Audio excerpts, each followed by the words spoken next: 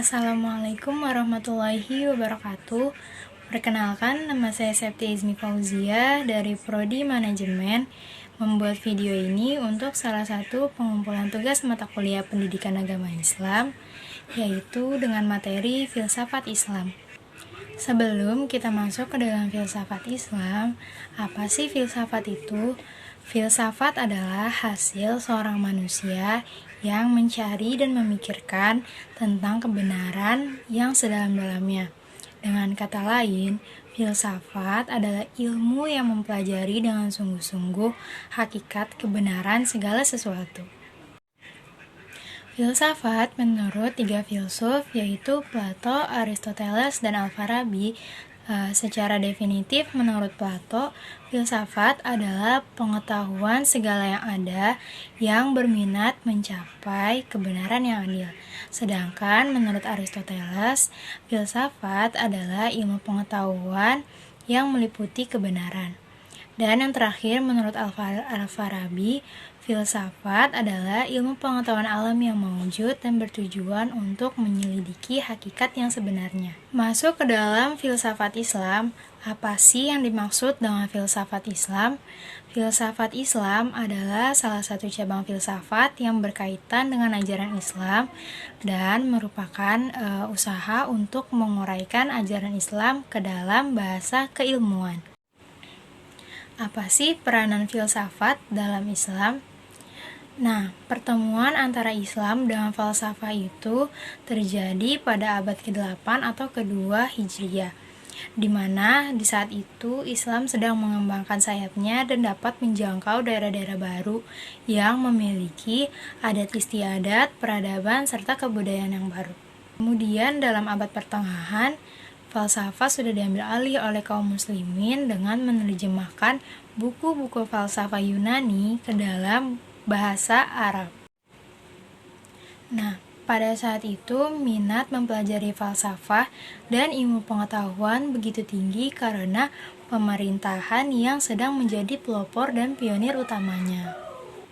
Dalam imperium Islam waktu itu, yaitu Abbasiyah dengan kotanya Baghdad di bagian timur dan Umayyah dengan ibu kotanya Cordova di bagian barat, menjadi pusat peradaban dunia yang menghasilkan cendekiawan-cendekiawan dalam bidang ilmu pengetahuan serta para filsuf-filsuf yang masyhur. Di bawah pemerintahan Harun ar-Rasyid, penerjemahan buku-buku ilmu pengetahuan Yunani ke dalam bahasa Arab dimulai. Pada saat itu, orang-orang dikirim ke Romawi di Eropa untuk membeli manuskrip. Awal mulanya yang dipentingkan mengenai ilmu pengetahuan kedokteran, kemudian akhirnya pengetahuan lain dan falsafah. Siapa aja sih penerjemah-penerjemah yang masyhur pada saat itu? Yang pertama ada Hanain ibni Ishaq, orang Kristen yang pandai dalam bahasa Arab dan Yunani. Yang kedua ada anaknya Hanain, yaitu Ishaq. Yang ketiga ada Sabit bin Qurrah, dan yang keempat ada Qusta bin Luqo. Nah, di antara penerjemah-penerjemah yang masyhur tadi lahirlah para filsuf muslim. Di antaranya ada Al-Kindi, Ar-Razi, Al-Farabi, Ibnu Sina, Ibnu Miskawi, Ibnu Tufail, Al-Ghazali, dan Ibnu Rushdi. Nah, di antara filsuf-filsuf para muslim itu, siapa sih mereka? Yang pertama ada Al-Kindi. Al-Kindi adalah seorang aliran Mu'tazilah yang belajar filsafat, kemudian menghasilkan 270 buah karya yang terkenal. Salah satunya adalah On First Philosophy, yaitu tentang teologi dan metafisika, studi tentang Tuhan, dan serta konsep-konsep seperti aktivitas dan wujud. Kemudian ada Ar-Razi.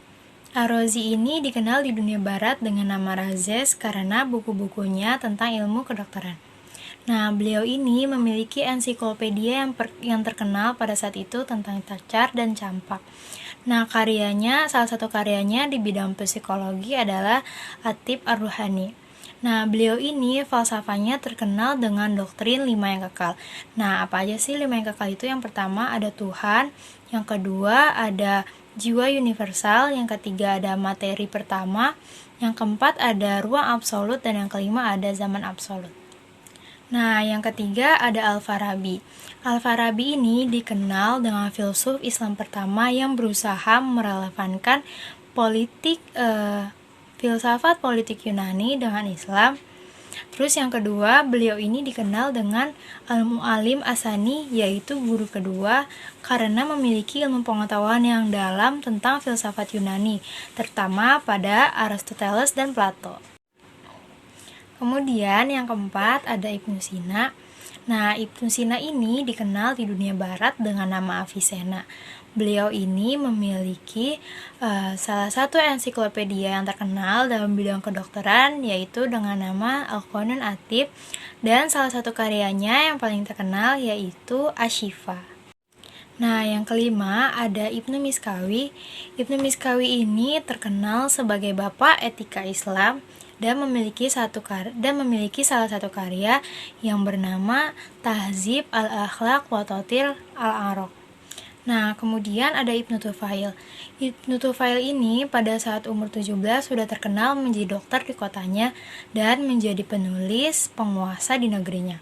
Nah, salah satu karyanya dalam bidang filsafat adalah Risalah Hai Ibni Yaqzan fi Asror al-Hikmah al-Masrikiyah. Kemudian ada Al-Ghazali, memiliki nama Abu Muhammad bin Muhammad Ghazali dan memiliki salah satu karya dalam bidang filsafat yang paling terkenal yaitu Tahafut al-Falasila dan Maqasid al-Falsafah. Kemudian yang terakhir ada Ibnu Rushdi. Nah, beliau ini dikenal di dunia barat dengan nama Averroes dan dikenal sebagai komentator utama Aristoteles dan memberikan pembelaan kuat terhadap penggunaan akal dan filsafat dalam Islam. Kemudian yang terakhir ada Ibnu Rushdi.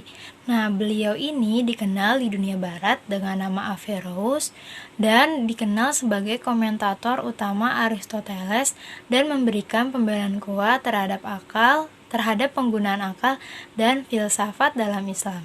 Mungkin hanya itu materi yang saya sampaikan, kurang lebihnya mohon maaf dan semoga bermanfaat. Terima kasih. Wassalamualaikum warahmatullahi wabarakatuh.